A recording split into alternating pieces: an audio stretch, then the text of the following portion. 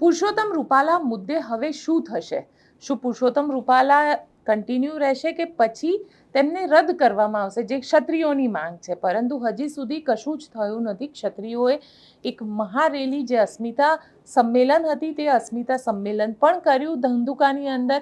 હજારોની સંખ્યામાં ક્ષત્રિયો ભેગા થયા, પરંતુ પરિણામ શું? કારણ કે ભારતીય જનતા પાર્ટી હજી સુધી રૂપાલાને લઈને કોઈ પણ પ્રકારનું ફાઇનલ ડિસિઝન નથી લીધું. અને અત્યારે એવું કહેવાય રહ્યું છે કે રૂપાલા 16મી તારીખે પોતાનું ઉમેદવારી પત્ર પણ ભરશે. આ બધા જ મામલે હવે આપણી સાથે જોડાયા છે યુવરાજસિંહ જાડેજા, કારણ કે હવે ક્ષત્રિયો શું કરશે? ચર્ચા આ મુદ્દાની છે, કેમ કે ક્ષત્રિયોએ પોતાનું અલ્ટિમેટમ આપી દીધું. સામે ભારતીય જનતા પાર્ટીએ પણ ફિક્સ કહી દીધું કે રૂપાલા અત્યારે તો કન્ટિન્યુ છે અને કદાચ 16મી તારીખે જે પત્ર ભરવાના છે, ઉમેદવારી પત્ર, ત્યાં સુધી કન્ટિન્યુ તો છે જ. યુવરાજસિંહ, હવે શું? જે લોકો ટિકિટ નહીં બદલે એને પરિણામ બદલવા માટે અમારી જે તૈયારી છે અત્યારે, કે જો તમે ટિકિટ નથી બદલી શકતા તો પરિણામ બદલવા માટે સક્ષમ છે, તો આગળના દિવસોમાં હવે એવું બની શકાય એમ છે કે હવે રાજકીય લડાઈ થશે. આ રાજકીય લડાઈ એટલા માટે કેમ કે અત્યાર સુધી એક વ્યક્તિ વિશેષ અને એની સામે સમાજની લડાઈ હતી. હવે એ વ્યક્તિ મટી અને પક્ષ થઈ ગયો છે. કેમ પક્ષ થઈ ગયો છે? કારણ કે પરસોત્તમ રૂપાલાને ટિકિટ આપવી અથવા પરસોત્તમ રૂપાલાને કન્ટિન્યુ કરવા, એ નિર્ણય કોણ કરે? તો કે એ નિર્ણય ભારતીય જનતા પાર્ટીની જે પાર્લામેન્ટરી બોર્ડ છે એ કરતું હોય છે. એટલે ડાયરેક્ટ ઓર ઇનડાયરેક્ટ એની એ વાત સાથે સહમતિ છે કે પરસોત્તમભાઈ રૂપાલા જે બોલ્યા એ યોગ્ય છે. એટલે ક્યાંક ને ક્યાંક ભાજપ એને અનુમતિ આપી રહી છે કે તમે અહીંયા ફોર્મ ભરી શકો છો. હવે થશે એવું કે અત્યાર સુધી પરસોત્તમભાઈ રૂપાલાનો વિરોધ હતો, હવે એ વિરોધ ભારતીય જનતા પાર્ટીના વિરોધમાં કન્વર્ટ થશે. કેમ? કારણ કે ભારતીય જનતા પાર્ટીએ એને અનુમતિ આપી છે, બરાબર, અને અનુમતિ આપી છે એને ફોર્મ ભરવા માટેની, તો ઇનડાયરેક્ટલી તો એવું કહી શકાય કે ભારતીય જનતા પાર્ટી પણ એની વાત સાથે સહમત છે. અને એક વ્યક્તિ વિશેષમાંથી હવે આ જે લડાઈ છે એ રાજનૈતિક પણ બનવા જઈ રહી છે, કારણ કે એક રાજકીય પક્ષ અને સામે આખો સમાજ છે. એટલે એ લડાઈ લડવા માટેની પણ હવે તૈયારીઓ છે. આગળના સમયમાં જે કહી શકાય કે જન આંદોલન, બહુ મોટું એક મહાસંગ્રામની જે વાત કરવામાં આવી રહી છે રાજકોટ ખાતે, જે ભરાવાનું છે નજીકના સમયમાં. બની શકે કે તમે જે રીતે વાત કરી રહ્યા છો, માધ્યમો દ્વારા જે માહિતી મળી રહી છે કે 16 તારીખની આજુબાજુમાં આ ફોર્મ ભરવાની પ્રક્રિયા શરૂ થશે. એમાં પરસોત્તમભાઈ રૂપાલા એ કહી શકાય કે 16 એપ્રિલે પોતાનું નામાંકન કરશે. તો મને એવું લાગે છે કે ક્ષત્રિય સમાજ અત્યારે એવું કરશે કે મહાર જે રેલીની જે વાત છે, મહાસંગ્રામની જે વાત છે, તો એ મહાસંમેલન જે છે એ મહાસંમેલન 16 એપ્રિલ પહેલા, એટલે કે 16 તારીખ પહેલા બોલાવે, અને 16 તારીખ પહેલા બોલાવી એક મોટું શક્તિ પ્રદર્શન કરી અને ભાજપને છેલ્લી ચેતવણી પણ આપી દે કે જો તમે એ રસ્તે જવા માંગતા હોય, તમે એક વ્યક્તિને જો એટલું પ્રાધાન્ય આપતા હોય, તો ચોક્કસપણે અમે પણ અમારી તાકાત બતાવીશું અને પછી કહી શકાય કે રાજકીય રીતે પણ આનો જવાબ આપીશું. અત્યાર સુધી બધા એવું કહેતા હતા કે કોઈ પક્ષ વિરોધી નથી, કોઈ જ્ઞાતિ જાતિ ધર્મ વિરોધી કશું જ નથી. અત્યાર સુધી એ વ્યક્તિ વિશેષ કરી અને વ્યક્તિ વિરોધમાં આ બધું વાતાવરણ ઊભું થતું હતું. પરંતુ જોવા જઈએ તો ભાઈ પરસોત્તમભાઈને ક્યાંક ને ક્યાંક રૂપાળો દેખાડવામાં ભારતીય જનતા પાર્ટીનો પક્ષ છે ને એ ભૂંડો દેખાઈ રહ્યો છે. કારણ કે આખું ગુજરાત જોઈ રહ્યું છે કે કહેવાય ને, કોઈ કહેવા પૂરતું એવું હશે કે ભારતીય જનતા પાર્ટી છે ને શિસ્તબદ્ધ પાર્ટી છે, અનુશાસનની પાર્ટી છે. તો આ અનુશાસન ને શિસ્ત છે ને એ ફક્ત કાર્યકર્તાઓ માટે એને રાખી છે. જે ઓલા ગાભા મારું કાર્યકર્તા હોય ને, જે ખોટું કંઈક નાનું મોટું કામ કરે ને તો એને હટાવી દે, એને તરત જ નોટિસો આપી દે. પણ જે આટલી મોટી શિસ્ત ભંગ જેને કરી છે એની પર કોઈ એક્શન નથી લેતું. એટલે ભારતીય જનતા પાર્ટીના જે કાર્યકર્તાઓ છે એ પણ જોઈ રહ્યા છે. એ પણ આ વાત સાથે છે કે ભાઈ તમે આવડો મોટો વ્યક્તિ જે અત્યાર સુધીમાં બધા જ પદો ભોગવી ચૂક્યો છે એવું કહી શકાય, તો આટલા મોટા પદ ભોગવી ચૂક્યા છે, છતાં પણ જો તમે એને કહી શકાય કે આ રીતે શિસ્ત ભંગના પગલા તમે નથી લેતા, તો શા માટે ભાઈ તમે ભાજપના કાર્યકર્તાઓ ઉપર, ભાજપનું જે કહી શકાય નાના કાર્યકર્તાઓ એની ઉપર અવારનવાર પગલાઓ લ્યો છો? એટલે ક્યાંક ને ક્યાંક જે શિસ્તનો જે દંભ કરવામાં આવે છે, એ શિસ્તનો દંભ ખાલી ભારતીય જનતા પાર્ટીના નાના કાર્યકર્તાઓ માટે છે. જે મોટા લોકો છે એની પર કોઈ જાતના ક્યારેય પણ એક્શન લેવામાં નથી આવતા, એ આપણે જોઈ લીધું છે. એ પછી બ્રિજભૂષણ વાળો મામલો હોય કે XYZ, ઘણા બધા મામલા આપણે ગણાવી શકીએ એટલા છીએ. કારણ કે પાર્લામેન્ટમાંથી, એટલે કે સંસદ ભવન જ્યારે ચાલુ હતું ત્યારે પણ ગાળાગાળી થઈ હતી, છતાં પણ એ લોકો એની ઉપર કંઈ એક્શન નથી લીધા. એટલે ઘણું બધું ગણાવવા જેવું છે. એટલે ભારતીય જનતા પાર્ટીનો નાનામાં નાનો કાર્યકર અત્યારે સમજી રહ્યો છે કે પરસોત્તમભાઈને રૂપાળા દેખાડવામાં ભારતીય જનતા પાર્ટીનો જે પક્ષ છે ને એ ભૂંડો દેખાઈ રહ્યો છે. અને ભારતીય જનતા પાર્ટીમાંય દેખાઈ રહ્યો છે. અને ભારતીય જનતા પાર્ટી વધી જે રાજકોટના સોરી કહી શકાય કે હું તો કહું છું કે આખા ગુજરાતનું જે રાજકારણ છે ને એમાં પણ અત્યારે ભારતીય જનતા પાર્ટીની જે કથની અને કરની છે ને એ ચતી થઈ રહી છે. તમે કહી રહ્યા છો કે ભારતીય જનતા પાર્ટીની કથની અને કરની, પરંતુ આ સેમ વસ્તુ રાજપૂત સમાજ જે છે, ક્ષત્રિય સમાજ, એમાં પણ દેખાય. કારણ કે રાજકોટનું આંદોલન આપવામાં આવ્યું હતું કે રાજકોટમાં અમે મહાસંમેલન કરીશું. મહાસંમેલનને રદ કરી દીધું. ધંધુકાની અંદર તમે આંદોલન આપ્યું અને હવે એવું કહેવાય રહ્યું છે કે જિલ્લે જિલ્લે ગામે ગામે આ આંદોલન કરીશું. પણ તમને એવું નથી લાગતું કે ક્ષત્રિય સમાજના ઘણા બધા જે લોકો છે, જે લોકો પોતાને એક મંચની તલાશ છે, એ લોકોને મંચ મળી ગયું આમાં? ખાસ કરીને અત્યારે ક્ષત્રિય સમાજ જે રીતે પોતાની વાત મૂકતો આવ્યો છે અને ઘણી બધી વખત માધ્યમોમાં પણ એ બધું વાત ચાલી છે કે ક્યાંક ને ક્યાંક ક્ષત્રિય સમાજમાં બે ફાટા છે. ક્ષત્રિય સમાજનું અલગ એક મોવડી મંડળ છે જે અલગ રીતે ચાલે છે. જો એક રીતે જોવા જઈએ ને તો હું મારો વ્યક્તિગત રીતે આ મારો વિચાર રજૂ કરું છું કે આપણે વાત કરીએ છીએ એકતાની, પણ 92 સંસ્થાની વાત થાય છે. એટલે 92 ફિરકાની વાત થાય છે જે અલગ અલગ જગ્યાએ અલગ અલગ માધ્યમોમાં અલગ અલગ રીતે ક્યાંક ને ક્યાંક લડે છે. એટલે ક્યાંક ફાટા આપણે બધી જગ્યાએ જોઈએ જ છીએ, એવું નથી કે નથી જોતા. છતાં પણ અત્યારે જે જુવાડ છે, જે જુવાડ અત્યારે તમે ગઈકાલનો ધંધુકા ખાતે તમે જોયું હશે કે લગભગ હું માનું છું કે 15-20 હજાર કદાચ જેટલી પબ્લિક તો હશે જ. કારણ કે જે જુવાડ એ પ્રમાણે દેખાઈ રહ્યું છે. કારણ કે જે ખુરશીની વ્યવસ્થા હતી, ખુરશી બધી પૂરી થઈ ગઈ, લોકો નીચે બેઠા હતા. તો પછી જે જુવાડ જોવા મળી રહ્યો છે રાજકોટ, ધંધુકા, જામનગર, કચ્છ, ભુજ, ભાવનગર, આ બધું જ આ કોનાથી થઈ શકે? આ એક જે પરસોત્તમભાઈએ જે નિવેદન આપ્યું, એટલે નિવેદન એ જીભેથી નીકળેલું અને જીભે સરસ્વતી બેઠી. આ સરસ્વતીએ ભૂલ કરાવેલી છે અને સરસ્વતીએ એ મોકો આપ્યો છે ક્ષત્રિય સમાજને. આ મોકો જે છે ક્ષત્રિય સમાજના યુવાનોએ અને ક્ષત્રાણીઓએ એ કેચ કર્યો છે. અને અત્યારે આ જે મોકો છે એમાં દરેક ક્ષત્રિય સમાજનો યુવાન અને ક્ષત્રિય સમાજનો જે ક્ષત્રાણીઓ છે એ બહાર આવી અને પોતાનો પક્ષ એ રાખી રહ્યા છે. હવે ઘણા એવા વિઘ્ન સંતોષી હોય, ઘણા એવા મહત્વકાંક્ષી પણ હોય અને એ લોકો ક્યાંક ને ક્યાંક એવું માને કે હું પણ કંઈક બે વાત કરી દઉં અથવા તો કંઈક હું પણ કંઈક મોટો થઈ જાઉં. પણ આ મોટા થવાની લડાઈ તો છે નહીં. આ લડાઈ કેની છે? આ લડાઈ ક્ષત્રિય સમાજની અસ્મિતાની છે, ક્ષત્રિય સમાજની ગરિમાની છે. ક્ષત્રિય સમાજ જેનું અસ્તિત્વ જેની ઉપર ટકેલું છે એ અસ્તિત્વની લડાઈ ઉપર અત્યારે આવીને ઊભું રહી ગયું છે. તો અત્યારે કોઈએ પણ આને અહમનો મુદ્દો ન બનાવવો જોઈએ. એટલે વ્યક્તિગતપણે મારી આ સૂચન પણ કહી શકાય કે આનો કોઈ અહમનો મુદ્દો જ ન બનાવવો જોઈએ. ભાગલા પાડવાની કે પોતાની વાત રજૂ કરવા માટે કોઈ સ્ટેજ ઉપર આવીને ઊભું રહેવું અથવા તો કોઈ કહી શકાય કે બીજી ત્રીજી રીતે આમાં ક્યાંક વાતનું ડાયરેક્શન ચેન્જ કરવું અથવા તો જે મુદ્દો છે મુદ્દાને જાણી જોઈને ક્યાંક ડાયવર્ટ કરવો, ભરમાવો ભટકાવવું એ ન થવું જોઈએ. કારણ કે સમાજ છે ને એ બહુ મોટી વસ્તુ છે. પક્ષના દોરી સંચારથી જે પણ લોકો ચાલે છે, પક્ષના દોરી સંચારથી કહું છું, એ લોકો ક્યાંક ને ક્યાંક એવો પ્રયત્ન કરે છે કે એટલે પોલિટિકલ પાર્ટી. અને એમાં પોલિટિકલ પાર્ટીમાં પણ એક સ્પેસિફિક નામ લઉં છું, ભારતીય જનતા પાર્ટી. ભારતીય જનતા પાર્ટી પણ આમના દોરી સંચાર કરી રહી છે. કઈ રીતે? કારણ કે એવા સામાજિક લોકો જે પીઢ હોય, જે આગેવાન હોય, ભૂતકાળમાં પણ ક્યાંક ને ક્યાંક ભારતીય જનતા પાર્ટી સાથે ડાયરેક્ટ ઓર ઇનડાયરેક્ટ લાઇઝનિંગ કરતા જોડતા જોવા મળેલા હોય, એવા લોકોના માધ્યમથી ક્યાંક ને ક્યાંક ભારતીય જનતા પાર્ટી પણ આની સાથે પોતાનો વિચાર જે છે એ ત્યાં મૂકતી હોય છે.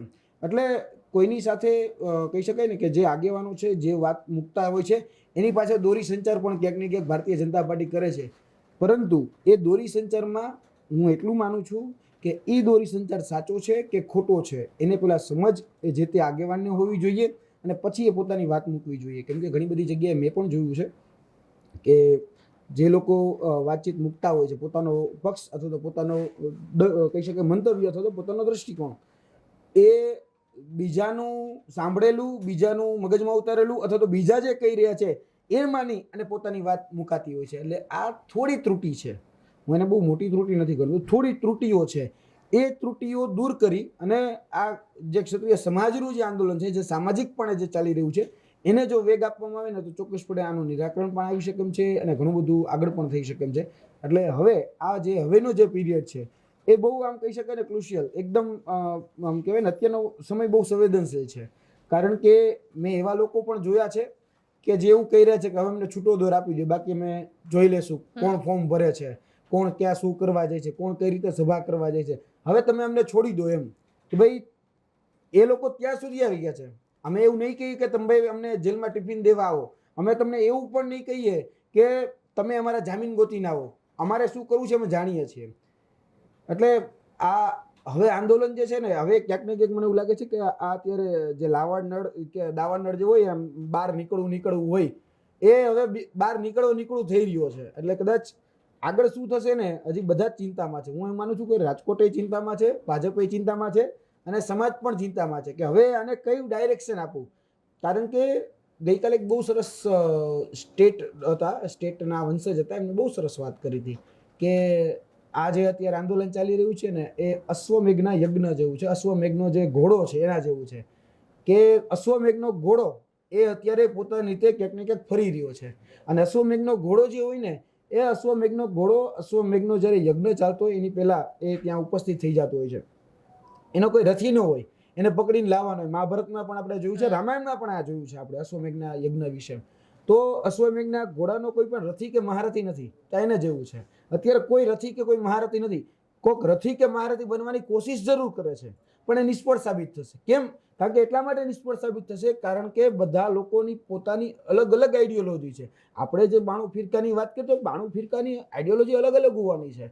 આજે વ્યક્તિગત રીતે બધા સ્ટેજ ઉપરથી ગઈકાલે પણ એવી વાત કરવામાં આવી, રાજકોટ ખાતેથી પણ એવી વાત કરી, અમે પુષ્કળ આંદોલન જોયા છે, અમે પાટીદાર આંદોલન જોયું છે, અમે ક્ષત્રિય ઠાકોરોનું જે આંદોલન થયું છે જોયું છે, બીજા 4-5 આંદોલનના નામ લીધા. એટલે મેં મનમાં તો એવું કીધું, તમે બધા મેં આંદોલન જોયા છે, મેં આંદોલન કર્યા છે, મેં આંદોલન કર્યું છે, એટલે મને ખબર છે કે ક્યારે શું પરિસ્થિતિ બનવાની છે. કાલે સવારે કદાચ જે આ સામાજિક રીતે જે લોકો ભેગા થઈ રહ્યા છે, એમાં પણ જો કાકરી ચાડો કરવો હોય ને, તો જે કઈ વિંગ છે ભારતીય જનતા પાર્ટીની એને એક્ટિવ કરી અને અંદર ઘુસાડી અને બધાવવા, એ ભારતીય જનતા પાર્ટી સારી રીતે જાણે છે. પછી અંદર પરિણામ જે લાવવું હોય, પછી ભારતીય જનતા પાર્ટી પરિણામ લાવશે. કારણ કે એને તો દંડ અને દંડાના જોરે પરિણામ લાવવાનું છે, એટલે તો સક્ષમ છે. એટલે આ બધી જ વસ્તુઓમાં ભારતીય જનતા પાર્ટી એક્સપર્ટ છે. અને હું ભારતીય જનતા પાર્ટીને અહીંયા ખરેખર એપ્રિશિએટ કરીશ. કારણ કે આંદોલનને કેમ ડામવું, આંદોલનને ક્યાં વેગ આપવો, આંદોલનને કયો ડાયમેન્શન આપવો, એ બધું જ ભારતીય જનતા પાર્ટી બહુ સારી રીતે જાણે છે. કારણ કે જે તે સમયે જ્યારે કોંગ્રેસનું રાજ હતું, કોંગ્રેસના રાજમાંથી એક સીટમાંથી અત્યારે 156 છે અને કેન્દ્રમાં 400ની વાત થઈ રહી છે. એટલે આંદોલન બધી જ રીતે એને કર્યા છે, એને જેલભરો આંદોલન પણ કર્યું છે. ભલે અત્યારે જે લોકો આંદોલનના કહી શકાય મુખ્ય હીરો હતા અથવા તો મુખ્ય જે ચહેરાઓ હતા, એ અત્યારે ઓલા મંડળમાં બેઠા છે, પણ વાસ્તવિક રીતે તો ચહેરાઓ તો એની પાસે છે જ. આંદોલનમાં કોઈને કોઈ તો જેલ ભોગવી જ છે. એટલે આંદોલનને સમજી શકે એવી સૌથી અત્યારની વર્તમાનની ટ્રેન્ડ પ્રમાણે આંદોલન. હા, ભૂતકાળનો અંગ્રેજોનું આંદોલન તમારે કોંગ્રેસને આપણે ક્રેડિટ આપવું પડે કે અંગ્રેજો સમયે જે આંદોલન થયા તો એમાં કોંગ્રેસનું સૌથી વધારે બહુ મહત્વ હતું કે જ્યારે ગાંધી વિચાર હતા, ત્યારે ગાંધી વિચારોથી, સરદારના વિચારોથી આંદોલન ચાલતા હતા. પણ હવે અલગ છે, આ આંદોલનનો પાર્ટ્સ અલગ છે. દિવસે ને દિવસે ટ્રેન્ડ બદલાતો રહે છે, દિવસે ને દિવસે બધી જ જગ્યાએ. આજે ટેકનોલોજી છે, સોશિયલ મીડિયા છે, ઇલેક્ટ્રોનિક મીડિયા છે, પ્રિન્ટ મીડિયા છે, એ સમયે નહોતું, અત્યારે આ બધું છે. દિવસે ને દિવસે ઘણું બધું ચેન્જ થાય. એક દિવસમાં આખું વર્ષ બદલી જાય એટલી બધી આપણી પાસે અત્યારે સંસાધનો છે. આમાં જ હું તમને એક સવાલ પૂછી લઉં, કેમ કે તમે જે આંદોલનની વાત કરો છો કે અલગ અલગ સોશિયલ મીડિયા આંદોલન પણ આજે સોશિયલ મીડિયા ઉપર ટ્રેન્ડ પણ થઈ રહ્યો છે. એક તો રાજપૂત સમાજ ટ્રેન્ડ થઈ રહ્યો છે, એક બીજો ટ્રેન્ડિંગ નવો જોવા મળ્યો છે અને એ છે કે મેં રાજપૂત હું, મેં ભાજપા કે સાથ હું. આ જે અલગ એટલે ડિવાઈડ એન્ડ રૂલ વાળી આખી સિસ્ટમ હવે અહીંયા ક્રિએટ થઈ રહી છે. જો અત્યારે આપણે બધા જ સમજીએ છીએ, માધ્યમો દ્વારા ઘણા બધા લોકોને પણ ખબર છે કે જે ટ્રેન્ડ ચલાવવામાં આવે છે એ જાણી જોઈને આ બધા ટ્રેન્ડ ચલાવવામાં આવતા હોય છે.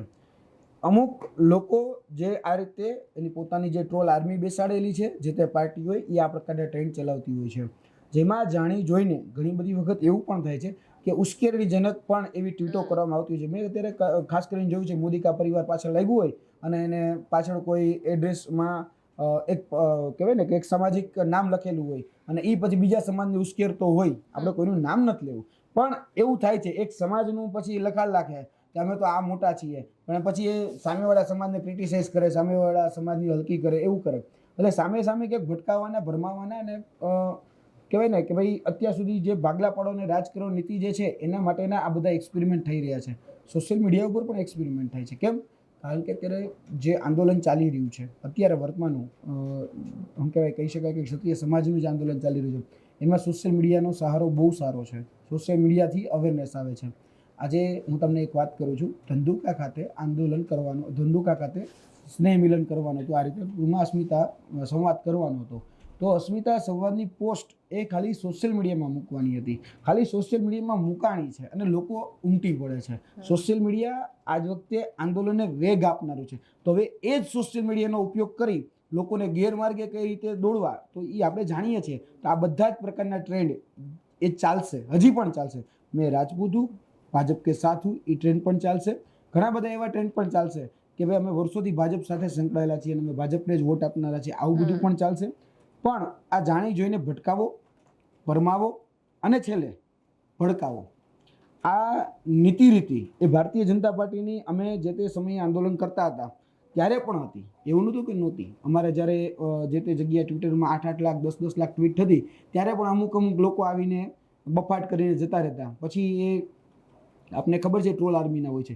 પણ સોશિયલ મીડિયા આ વખતે સોશિયલ મીડિયા સૌથી વધારે મોટો ભાગ ભજવી રહ્યું છે.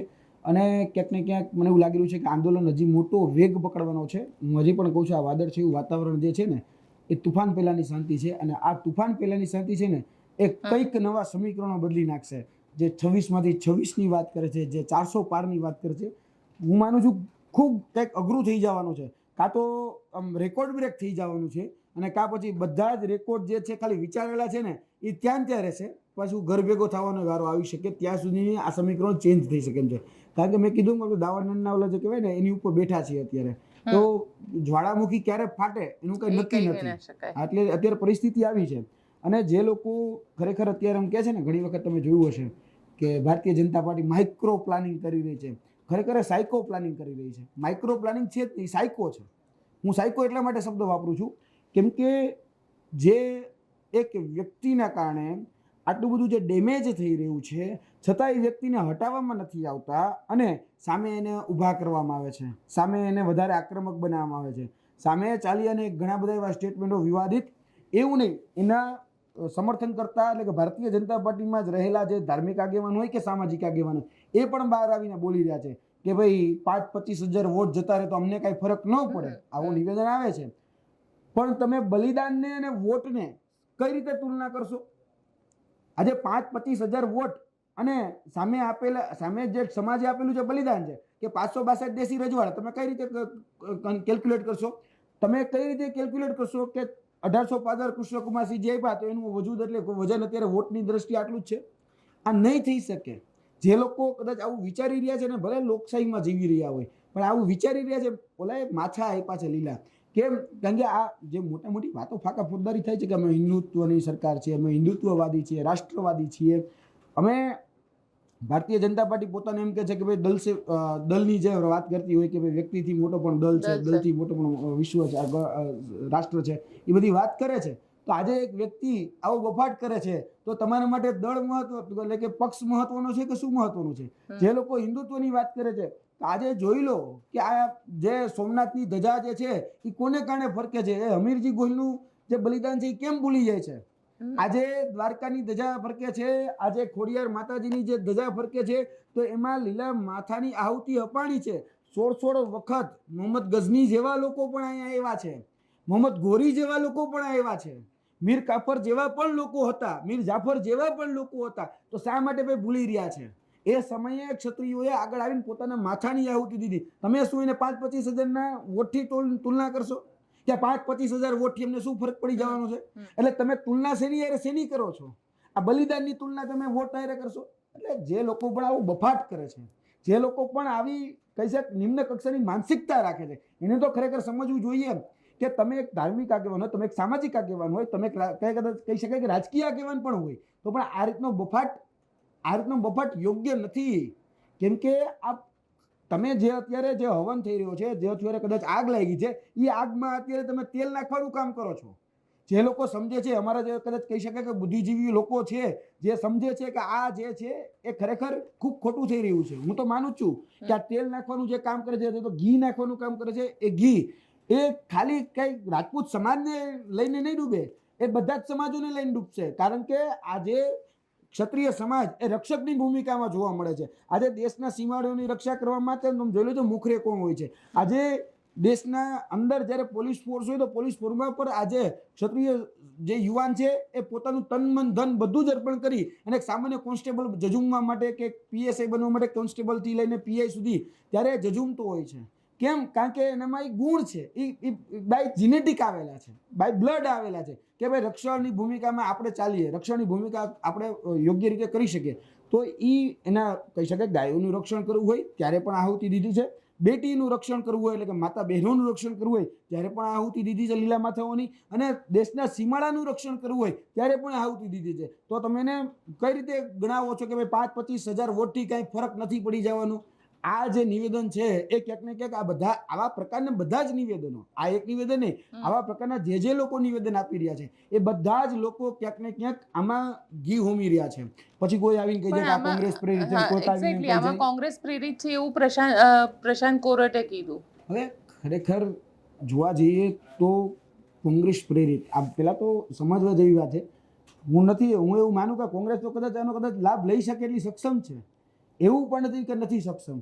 એના પ્રદેશ અધ્યક્ષથી લઈને ઘણા બધા, છતાં પણ આજે શક્તિસિંહ ગોહિલ પણ વિડીયો બનાવે છે ને તો એ એવું કહે છે કે ક્ષત્રિય સમાજે આ જોહર ન કરવું જોઈએ, જોહર ક્યારે કરવું જોઈએ, અથવા પોતાની જ્યારે વાત મૂકે છે ત્યારે ક્ષત્રિય સમાજના આગેવાન તરીકે મૂકે, નકર તો ન મૂકે. આજે તો પોલિટિકલી સ્ટેટમેન્ટ આપવા માટે તો બધા લોકો તૈયાર હોય છે, તો પોલિટિકલી સ્ટેટમેન્ટ ત્યારે પણ આપી શકાય એમ છે, તો પણ બધા એમ કહે છે. છતાં પણ આ કોઈ જગ્યાએ અમે જે રીતે જોયું છે, અમે જે રીતે અનુભવીએ છીએ, અને હું તો ગ્રાઉન્ડનો માણસ છું, આજે તો હું સ્ટેજ ઉપર છું કે સામે છું, બધી જગ્યાએ હું છું અત્યારે, તો જોઉં છું કે ક્યાંય કોઈ પણ જગ્યાએ આ સ્વયંભૂ થયેલું આંદોલન છે. હું તમને હજી કહું છું કે આનો રથી કોઈ નથી, આનો મહારથી પણ કોઈ નથી. આનો રથી અને મહારથી જો તમે કોઈને માનતા હોય ને તો એ યુવાનો અને ક્ષત્રાણીઓ છે, બીજું કોઈ નથી. તમે આજે જે ભીડ થાય છે ને એ ભીડમાં બધા ચહેરા જોઈ લો, એ બધા જ ચહેરા જોઈ લો. આજે જે ચહેરાઓ બહાર જોવા મળી રહ્યા છે એ બધા જ યુવાનો અને ક્ષત્રાણીઓના છે. આજે મોટા સોલ્યુશન નથી નીકળ્યું. હું એટલે જ માનું છું કે આનું સોલ્યુશન નથી આવી રહ્યું. એનું એકમાત્ર કારણ એ જ છે. અને જે લોકો પણ અત્યારે શીર્ષ નેતૃત્વ જે ભારતીય જનતા પાર્ટીનું છે એવા પ્રયત્ન કરે કે ભાઈ આનું સમાધાન કરીએ અથવા તો આનું સોલ્યુશન લાવીએ, તો એનું સોલ્યુશન એટલા માટે નથી આવતું કારણ કે વાત કોની હારે કરવી, શું કરવી, કોઈનું માનવાનું છે કરી. આજ બધાની વન લાઇનર માંગ હોય, વન લાઇનર, બીજું કંઈ જોતું જ નથી. એને કંઈ નહીં, ભાઈ તમે ટિકિટ રદ કરો. ભારતીય જનતા પાર્ટીનો આજે કોઈ કાર્યકર્તા છે જે સ્ટેજ ઉપર આવીને બોલે છે, ગઈકાલે તમે પણ સાંભળ્યા હશે કે ભાઈ નરેન્દ્ર મોદી આવે ને પેલા 5 વર્ષથી હું એ ભારતીય જનતા પાર્ટીમાં છું. સુરેન્દ્રનગરમાં તમે સાંભળ્યા, તમે ભુજમાં સાંભળ્યા હશે. બધા આરએસએસના વ્યક્તિ આવે છે તો પણ સ્ટેજ ઉપર બોલે છે. આજે ભારતીય જનતા પાર્ટીમાં પૂર્વ પ્રદેશ અધ્યક્ષ રહી ચૂક્યા હોય તો પણ આવીને બોલે છે. બધા જ લોકોની વન લાઇનર માંગ છે. આજે કોઈ પણ પક્ષમાં હોય સીધું જ કહે છે ભાઈ હું સમાજ સાથે છું. ક્ષત્રિય સમાજની એક જ માંગણી છે, પરસોત્તમ રૂપાલાને હટાવો, બીજી તો કોઈ માંગણી નથી. વન લાઇનર માંગણી સાથે બધા જ લોકો એ પછી અત્યારે માની લે છે કોઈને કોઈ પક્ષ સાથે સંકળાયેલા હોય, પણ છતાં મોટા ભાગનો 98% વર્ગ છે કોઈ પક્ષ સાથે હશે ના નથી પડતો, છતાં પણ બધા જ લોકો આવીને એવું જ કહે છે કે ભાઈ તમે આ પરસોત્તમ રૂપાલાને દૂર કરો, બીજી કોઈ માંગણી કરતું નથી. એટલે આનું નિરાકરણ જે કદાચ જે કહી શકાય ને, કદાચ ભારતીય જનતા પાર્ટી હું માનું છું કદાચ ટણીએ વહી ગઈ છે કે આપણે હવે આ કરશું તો કદાચ બીજી જગ્યાએ નુકસાન પડે અથવા તો બીજું ત્રીજું, પણ આમાં નુકસાન પડવાની વાત જ નથી. નુકસાન અત્યારે આટલું થઈ રહ્યું છે. અત્યારેનું જે કોર વોટર છે ને કોર વોટર તૂટી રહ્યો છે. આજે બધા બહાર આવીને શું બોલે છે કે ભારતીય જનતા પાર્ટીમાં મેં 25 વર્ષથી વોટ નાખ્યો છે, હવે મને એમ લાગી રહ્યું છે મેં ખોટો કર્યો, હવે મેં ભૂલ કરી. આજના તમે સ્ટેટમેન્ટ દસક્રોઈનું જોઈ લો, આજનું તમે સ્ટેટમેન્ટ કઠલાલમાં જે આવેદનપત્રો દેવા ગયા એનું જોઈ લો, તમે અત્યાર સુધી જેટલા આવેદનપત્રો દેવાના બધાનું જોઈ લો. અત્યાર સુધી મેં ભારતીય જનતા પાર્ટી સાથે રહ્યા છીએ. ઇવન ગઈકાલે મહિપાલસિંહ મકરાણા હોય કે પછી બહારથી આવેલા શેરસિંહ રાણા હોય કે XYZ હોય, એ પોતે આવીને બોલે છે કે ભાઈ અમે ભારતીય જનતા પાર્ટીને જ અત્યાર સુધી વોટ આપ્યો છે, પણ હવે જો ભારતીય જનતા પાર્ટી આવું કરશે તો અમારી ભૂલ કમલ કા ફૂલ એ નારા સાથે અમે કેમ્પેનિંગ ચાલુ. ક્યારે ગળે આવી ગયું ત્યારે જ કોઈક આવું બોલે ને. જે રીતે એટલે આખા દેશમાં આંદોલન હવે લઈ જશો? જી ચોક્કસપણે, કેમ કે અત્યારે જે રીતે રાજસ્થાનમાંથી અમે આગળ વધી રહ્યા છીએ, ઉત્તરાખંડમાંથી પણ અમે આગળ વધીશું. એની સાથે સાથે ઉત્તર પ્રદેશમાં પણ અત્યારે અમારે વાતચીત ચાલી રહી છે, મધ્યપ્રદેશમાં પણ વાતચીત ચાલી રહી છે. જે અમારા સગાવાલામાંથી જેનું શક પણ હોય કે જેના લોકો ટૂંકમાં કહી શકાય કે વ્યવહાર થયા છે, એ બધા જ લોકો અત્યારે અમે જોઈ રહ્યા છે. એટલે અલ્ટિમેટલી એ લોકોને પણ ખ્યાલ આવી રહ્યો છે કે ભાઈ આવું આવું વાતાવરણ આ જગ્યાએ બની રહ્યું છે. મારા બેન છે, સગા બેન, નાના બેન મારા, તો એ લંડન છે. મારો ભાઈ, સગો ભાઈ છે તો એ લંડન છે. અહીંયા જોઈ રહ્યા છે કે ભાઈ આવું થઈ રહ્યું છે. એટલે હું કોઈ સ્ટેટસ રાખું તો એ મારા ભાઈ કે મારા બેન તો રાખવાના જ કે ભાઈ આવું કે ગુજરાતમાં અને આપણા ક્ષત્રિય સમાજ હારે આવું થઈ રહ્યું છે. ભલે ભારતીય જનતા પાર્ટીનો કોર વોટર હોય પણ છતાં રાખશે તો ખરી, કારણ કે છેલ્લે અલ્ટિમેટલી તો સમાજ હારે ઊભો રહેશે. આજે તમે જોયું હશે કે ઓસ્ટ્રેલિયાથી મેલબોર્ન છે તો ત્યાંથી એક દીકરી બા બોલી રહ્યા છે કે ભાઈ આ ખોટું થઈ રહ્યું છે, રૂપાલાજીની ટિકિટ રદ કરવી જોઈએ. આજે આ સોશિયલ મીડિયા છે ને એને કારણે આજે આ વાત ફક્ત રાજસ્થાન પૂરતી પણ નથી રહી, ફક્ત હવે ઉત્તર પ્રદેશ પૂરતી પણ નથી રહી કે ઉત્તરાખંડ પૂરતી પણ નથી રહી. હવે આ વાત આખા ભારતથી લે ને પણ રાજનાથસિંહનું આજે સ્ટેટમેન્ટ આવ્યું અને રાજનાથસિંહે એવું કીધું કે ભાઈ આ મુદ્દાનો જલ્દીથી અમે નિવેડો લાવીશું. આવું એક ઓફિશિયલ સ્ટેટમેન્ટ રાજનાથસિંહનું આવી ગયું છે. એટલે કદાચ કયા મુદ્દાની વાત કરી હોય એવું પુરુષોત્તમ રૂપાલા વાળી રાજપૂત મુદ્દે. ઓકે, તો પુરુષોત્તમ રૂપાલા વાળા મુદ્દે એક સિંગલ લાઈન સ્ટેટમેન્ટ આવી શકે એમ છે. પુરુષોત્તમ રૂપાલા જ આપી શકે એમ છે કે ભાઈ આટલી બધી સમાજની લાગણી દુભાતી હોય, સમાજ આટલું બધું આક્રોશિત હોય તો હવે હું આટલા બધા પદ ભોગવી ચૂક્યો છું. પુરુષોત્તમ રૂપાલા તો વધારે મતલબ જોરથી કેમ્પેનિંગ કરી રહ્યા છે. સુરતની અંદર ગઈકાલે હતા, એ પહેલા આગલા દિવસે રાજકોટમાં કર્યું. જે રીતે કેમ્પેનિંગ કરી રહ્યા છે, તમને શું લાગી રહ્યું છે કે પુરુષોત્તમ રૂપાલાને તો બહુ ક્લિયર સંદેશ આપી દીધો છે પાર્ટીએ? કદાચ એવું પણ બને કે આ નિર્ણય એનો હોય, કેમ કે છેલ્લા ઘણા સમયથી પુરુષોત્તમભાઈ એ નરેન્દ્ર મોદી સાહેબની પણ નજીક રહ્યા છે, અમિત શાહની પણ નજીક રહ્યા છે. એટલે હવે એવો નિર્ણય લીધો હોય કે ભાઈ હું નહીં હટું, અથવા તો પોતાની હઠ એને બનાવી લીધી હોય કે પોતાની જીદ એને બનાવી લીધી હોય અને મોવડી મંડળ એને કંઈ કહી શકે એટલી ક્ષમતા ન ધરાવતું હોય તો આ બની શકે. અત્યારે જો એ સામે ચાલીને વિચારે કે ના ભાઈ મારા કારણે, જેમ એને કીધું આજે જ્યારે તમને પણ ખ્યાલ હશે કે ગોંડલની અંદર જ્યારે મિટિંગ થઈ ત્યારે એને એક એવો શબ્દ કીધો હતો કે ભાઈ ક્ષત્રિય સમાજને ખોટું લાગ્યું છે એટલે માફી નથી માગતો, મારા પક્ષને અત્યારે મારા કારણે સાંભળવું પડે છે એટલે હું માફી માગું છું. તો અત્યારે એનો પક્ષ આગળના દિવસોમાં ભોગવવાનો જ છે, કારણ કે એનો પક્ષ ખાલી શું કહેવાય રાજકોટ પૂરતો સીમિત તો છે નહીં કે ખાલી ગુજરાત પૂરતો સીમિત નથી. હિન્દી બેલ્ટમાં ઘણી બધી જેવા રાજ્યો છે કે જ્યાં ભારતીય જનતા પાર્ટીને રાજપૂતોના વોટની જરૂર પડવાની છે. એ રાજસ્થાન હોય, એમપી હોય, યુપી હોય. યુપીમાં તો ઘણા બધા વોટની જરૂર પડવાની છે, બરાબર. તો આ બધી જ જગ્યાએ બધા લોકો જોઈ રહ્યા છે એટલે તકલીફ તો બહુ પડવાની છે. બીજું કે આ માધ્યમથી એક સ્પષ્ટ સંદેશ હું આપવા માગું છું. અત્યાર સુધીમાં કોઈ આ વાતનું કદાચ એડ્રેસ નથી કરી, હું ફરીથી એડ્રેસ કરવા માગું છું કે આપણે સંવિધાનમાં માનનારો દેશ છે, આપણે લોકશાહીમાં માનનારો દેશ છે, તો આપણે શા માટે એફઆઈઆર ન નોંધાવીએ? અત્યાર સુધી એફઆઈઆર શા માટે નથી નોંધાવી, કોના ઈશારે નોંધાવવામાં નથી આવી, એ પણ ક્ષત્રિય સમાજે સમજવું પડશે. આજે ક્ષત્રિય સમાજને એવું લાગે છે કે ભાઈ મારી બેન દીકરી સાથે આ પ્રકારની ટિપ્પણી કરવામાં આવી છે, મારા વંશજો ઉપર આ પ્રકારની ટિપ્પણી કરવામાં આવી છે, તો ડિફોર્મેશન શા માટે ન થઈ શકે? શા માટે એને સમાજ રોકી રહ્યો છે? આ સમાજના જેને પણ યુવાનોને કે મહિલાઓને જે ક્ષત્રાણીઓ છે એને એવું લાગતું હોય કે ભાઈ ડિફોર્મેશન ટૂંકમાં આમાં કહી શકાય કે આમાં માનહાનિ થઈ છે તો એને માનહાનિનો દાવો પણ કરવો જોઈએ. અને માનહાનિના દાવામાં મેં ભૂતકાળમાં પણ જોયું છે કે એક સંસદ સભ્ય હોય એનું સંસદ પદ જતું રહે છે. તો આપણે તો અહીંયા ખરેખર થયું છે અને એ બોલે પણ છે. બીજા એક ઓડિયો રેકોર્ડિંગમાં એ વાત પણ એ કરે છે, હું તો વિધર્મીઓ સાથે એના વ્યવહાર થયાની વાત કરતો હતો. તો હવે એ પણ રેફરન્સ એને આપવો પડે, ખાલી અંગ્રેજોની વાત નથી, અંગ્રેજો સાથે પણ એની પોતાનો પક્ષ મૂકવો પડશે. વિધર્મની જો વાત કરતો એની સાથે પણ એને પોતાનો પક્ષ મૂકવો પડશે. આપણી પાસે કોન્ક્રીટ એવિડન્સ હોય, જ્યારે આપણી પાસે તમામ પ્રકારના આધાર પુરાવા હોય તો શા માટે આપણે ન્યાયિક એ દરવાજા નથી ખખડાવતા? એટલે આ માધ્યમથી મારો સ્પષ્ટ સંદેશ છે, ક્ષત્રિય સમાજને પણ સંદેશ છે કે આપણે તમામ જિલ્લે તાલુકે જેટલા પણ પોલીસ સ્ટેશનો છે ત્યાં આપણે એફઆઈઆર નોંધાવવી જોઈએ. ઇન્ડિયન પિનલ કોડની અંદર આપણી પાસે જોગવાઈ છે, આર્ટિકલ ઇન્ડિયન પિનલ કોડની જે કલમ છે 500, 501, 502 અંતર્ગત આપણી પાસે એ જોગવાઈ છે. તો જોગવાઈનો ઉપયોગ કરીને આપણે એના વિરુદ્ધ ગુજરાતના તમામ તાલુકામાં એફઆઈઆર એક વખત લખવાનું, બધી જ જગ્યાએ જવાબ લેવા માટે બોલાવો અને કહી શકાય કે જેટલા પણ રજવાડાઓ છે એ રજવાડાઓને એકત્રીકરણ કરી અથવા તો રજવાડાઓને આપણે પત્ર વ્યવહાર સામેથી કરી અને કહીએ કે ભાઈ રજવાડા ઉપર આ પ્રકારની ટિપ્પણી છે, તમને શું યોગ્ય લાગી રહી છે? જો યોગ્ય ન લાગી રહી હોય તો તમે પણ એફઆઈઆર નોંધાવો. એમ કરી ચલો 562 છે, માની લઈએ કે કદાચ 2-5 રજવાડાઓ એવું વિચારે કે આપણે નથી કરી, પણ બીજા 500 તો છે ને, એ તો કરશે ને. એટલે બધી જ જગ્યાએ જવાબ લેવડાવો, બોલાવો, એટલે ખબર પડી જાય. આપણી પાસે આ લોકશાહીનું સૌથી મોટામાં મોટું સાધન ને સારામાં સારું સાધન આર્ટિકલ 19 પણ છે, બરાબર, વાણી સ્વતંત્રતા છે. તો એ રીતે આપણી પાસે બંધારણમાં જોગવાઈ પ્રમાણે આપણી પાસે આઈપીસી સીઆરપીસી એવિડન્સ એક્ટ પણ છે. આપણી પાસે એવિડન્સ પૂરતા છે. એ વ્યક્તિ જાહેર સભામાં બોલ્યા છે, બીજા દિવસે ઓડિયોમાં. ભારતીય જનતા પાર્ટીના સાથે હોવાના કારણે આ બધું થઈ રહ્યું છે કે માની લો કે પરસોત્તમભાઈ રૂપાલા એ કોંગ્રેસમાં હોત અને કોંગ્રેસમાંથી આ નિવેદન આવ્યું હોત તો અત્યારે ભારતીય જનતા પાર્ટીએ અને ક્ષત્રિય સમાજે એ વ્યક્તિનું ધનત પુનત કાઢી નાખ્યું હોત. કોંગ્રેસમાં હોત અથવા અન્ય કોઈ પણ પાર્ટીમાં હોત તેનું ધનત પુનત કાઢી નાખ્યું હોત. હું દિલ ઉપર હાથ રાખીને જે પણ દર્શક મિત્રો છે એમને પૂછવા માંગુ છું કે માની લો કે પરસોત્તમ રૂપાલા અથવા તો પરસોત્તમ રૂપાલા સિવાયના અન્ય કોઈ વ્યક્તિ જે કોંગ્રેસી છે અથવા તો અન્ય કોઈ પાર્ટી સાથે સંકળાયેલા છે એને આ પ્રકારનો બફાટ કર્યો હોત અથવા તો વાણી વિલાસ કર્યો હોત તો તમે ક્યાં હદ સુધી જતા રહ્યા હોત.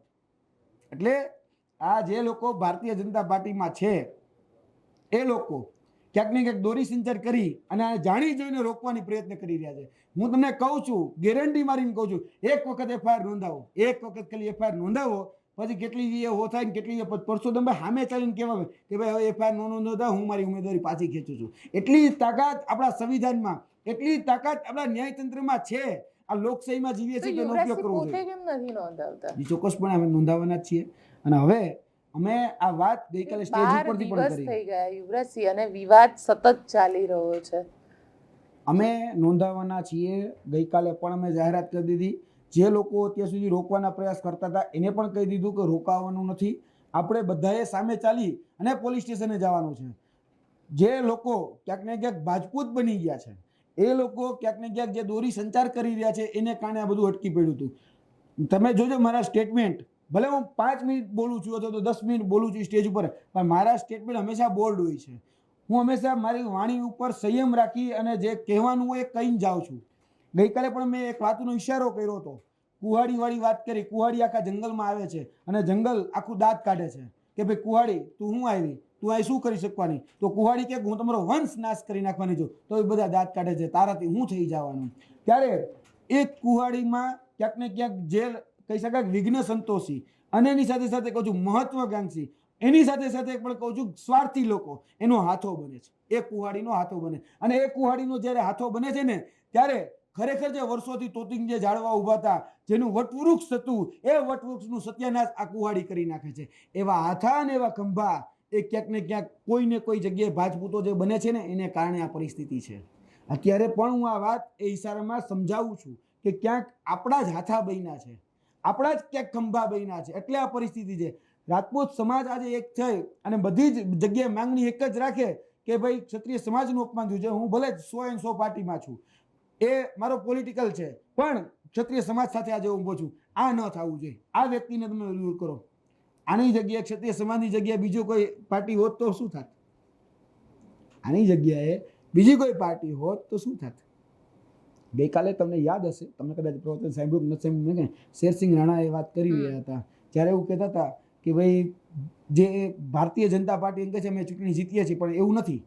એ 34 પાર્ટીઓનો સમૂહ અને એમાં પણ જે સામાજિક રીતે જેનું પ્રભુત્વ હોય, એ પાસવાન હોય કે નિષાદ પાર્ટી હોય, એમાં પણ એને ઉલ્લેખ કરીને જ વાત કર્યો કે એ લોકો પોતાના સમાજના વોટ લઈ અને એનડીએ સાથે જોડાયેલા છે.